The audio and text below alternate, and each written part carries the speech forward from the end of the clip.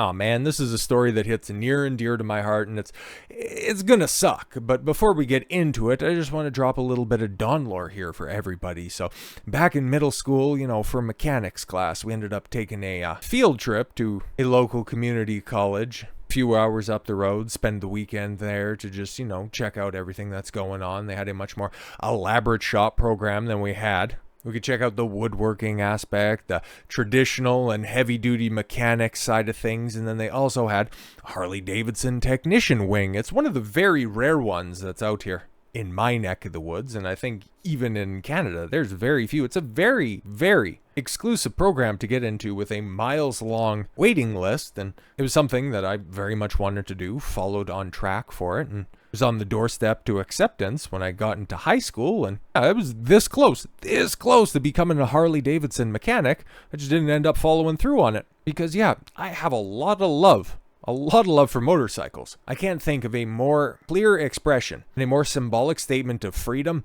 than just simply hopping on a two-wheeler, heading out on the highway, hitting the open road, and just going wherever you want, whatever direction you want. That's why I like Harleys, and that's why one day, God willing, I get successful enough, I'll be able to pick one up for myself. Or at this point in time, if they continue on this trajectory, not so much a Harley, because they look to be the latest company, and I can't believe this. One of the most iconic brands in the world. A brand that has a logo that has you score so high, only the McDonald's Golden Arches has a more immediately recognizable design. Like that shield and bar has been parodied everywhere. It has been used in licensing deals for just about every product that you can think of. And for them to go woke, it's a huge betrayal. It's a betrayal that's not too dissimilar. Could potentially be worse than what Bud Light did last year, okay? Harley-Davidson faces woke accusations from Sturgis bikers. It breaks my heart. Yeah, you going down to, Bike Week, you going down to Sturgis, and it's coming out that Harley-Davidson is woke? Oh, brother. Harley-Davidson is facing biker backlash over fears the American motorcycle manufacturer born with a renegade image is now identifying as woke. Harley-Davidson has been one of the most beloved brands in America, but recently on CEO Jochen Zeitz watch, they've gone totally woke. Robbie Starbuck shared, and it is more, 500,000 followers on X in late July. The bike's brand's apparent decision to volunteer for the culture wars in America has been a high-octane topic at the 84th annual Sturgis Motorcycle Rally in South Dakota this week, according to both attendees and numerous social media postings. It's brand suicide. Vinny Terranova, owner of Poppy's Vintage Cycles in Sturgis, told Fox News on Tuesday. A lot of bikers are switching over to Indian. Yeah, they killed Harley. Breaks my heart. Yeah, very much so, man. It's crazy that we're at this point. Why would they do that? Situation has drawn comparison to, Bud Light's Unforced Error. Yeah, exactly. It's 1,000% the case. Joe Sixpacks launched the organic nationwide boycott against America's most popular beer brand. In response, Bud Light has not recovered. No, not at all whatsoever. But I think this is why I think the Harley-Davidson betrayal is even worse, because Bud Light, well, it always had a stigma. I don't even need to fill in the blanks because you already can for yourself. Whereas outside of, maybe gay connotations of, wearing leather and, assless chaps, all chaps are assless for Christ's sakes. There's nothing more red meat, beer drinking, all American than a Harley Davidson. That's why I think it could potentially be worse. Harley riders have been concerned about the direction of the company since the German-born Zeit took over as CEO at the height of the COOF pandemic in May 2020, says motorcycle enthusiasts. Okay, Harley-Davidson motorcycles faced a sharp decline in perceived value among bikers since his arrival, said Terranova, who ran the Harley-Davidson dealership in Colorado for over 40 years. A Harley valued at $30,000 a few years ago is now getting only $4,000. What? That's crazy. People don't even want to be associated with Harley anymore. Oh my God. Fox News Digital reached out to Harley for comment, but did not receive a reply for the publication. The filmmaker Starbuck shared on social media what he claims are Harley-Davidson's woke wish list of internal policies. Discontent turned to outrage for many. Amongst the wish list items, as noted by Starbucks, sending white men to white male-only diversity training, supporting legislation that would allow men into girls' bathrooms, sports, and locker rooms, an all-ages pride event that featured a rage room next to drag queen story time, yo, they hit every single one of them buzzwords. Oh my god. Most people feel like they've been that they're having sexually explicit topics forced upon them at the workplace, which 10 years ago anybody would have seen as sexual harassment. Starbucks, yeah, said about the situation. The company's alleged DEI focus today contrasts sharply with its loud, muscular, freedom-loving image that has appealed to core customers for decades. Yeah, and it's already having knock-on effects, okay, coupled with other things.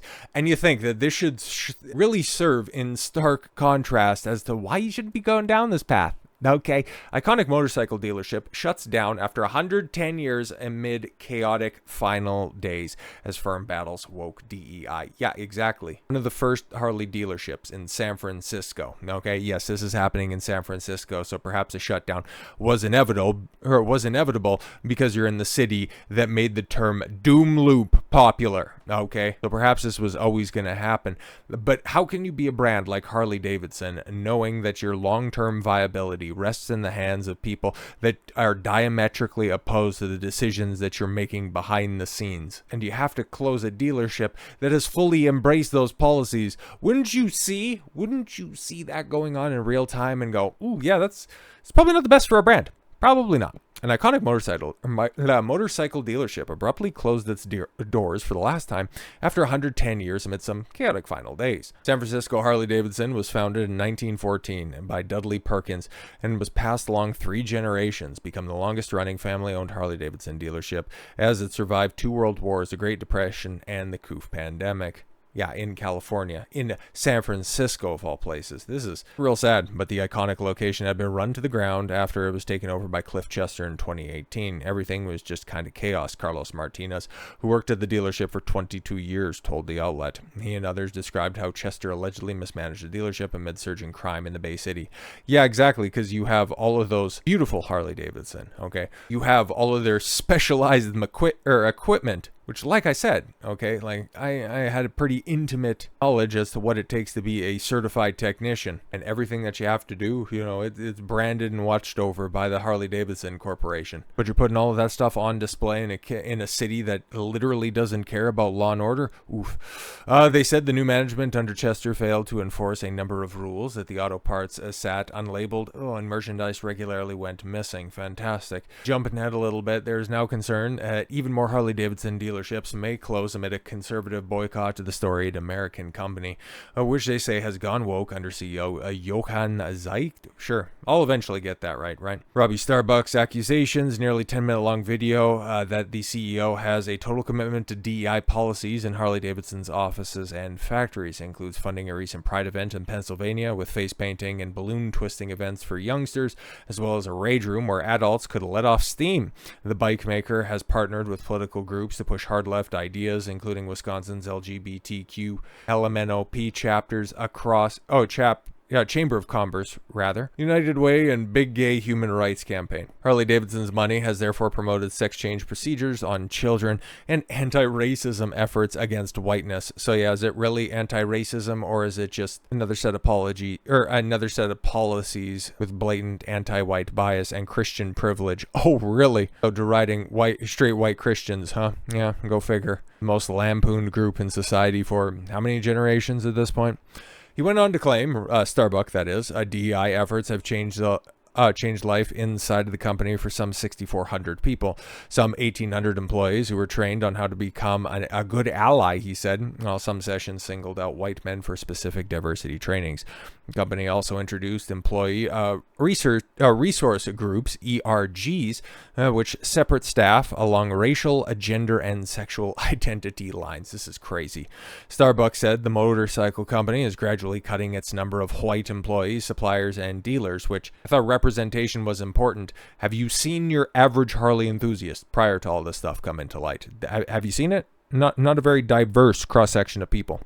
Under Zeit, the company also signed into the Human Rights Campaign letter that Starbucks said was meant to scare states away from passing laws that ban sex changes for kids and ban men from being able to follow girls into bathrooms. So yeah, following on with all that trans nonsense, but does that represent and does that reflect your average Harley rider? No, absolutely not. I'm not trying to say that they're bigots or sexists or racists or anything like that. I'm just saying they're average people that doesn't buy into any of this far left nonsense. And if they don't make a pivot soon, yeah, they're going to get a big old Bud Light wake up. Because here's the thing, man. There are as many alternatives as there is for light beer for people looking for a mid to high level motorcycle. And the moment that you stop appealing to that group of people, if they're actually making a concerted effort to boycott your brand, when you're moving product that costs $30, $40, $50,000, nobody's buying your products, it's just sitting on the shelf, brother, you're going to have a problem really quick. Probably why? Well, they're looking to make a couple of pivots here. Back to Robbie Starbuck.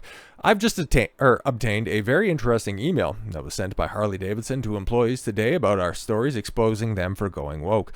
Harley says they've begun an evaluation of policy, strategies, and activities to ensure they're relevant to our business. The outcome of the review will inform our stakeholders' initiatives going forward, ensuring that alignment across the company. Your voices are making a real difference. To me, this sounds like preparing employees for a public announcement of changes. What do you think of the rest of this email? I'll tell you what I think about this. I think that it could be the sign that, yeah, once all of these woke policies from these companies get exposed for what they are, and they see that they're not representing anybody, because here's the thing, man. I don't think that there's some evil, shadowy cabal trying to foist all of this stuff onto people. I think that these are the decision makers at the top and are just trying to go along to get along. They want this stuff in there because they don't know any better. And the moment that they get concerted pushback, and especially by their consumer base, especially from one as ardently opposed to that nonsense as the Harley Davidson fan is, they would be stupid to double down on their policies. They'd be stupid to pull a Bud Light and protract this situation for as long as possible. Making a pivot is essential to the health of their business. And I applaud them for recognizing this. But then also I'm going to hold them accountable for making these decisions in the first place, because for the love of God, why would you think that this was a good idea? What in the blue hell would make you think that this was a smart decision? It's unbelievable, but these are also unbelievable times. Harley Davidson, the future is in your hands. The next time you make an announcement, make sure that it's, from the heart, and you don't hire Dylan Mulvaney to deliver it. So with all that said, thank you all very much for the gift of your time. I've been Don Consuelo. I want you to follow your gut and get after it. Take care, everyone.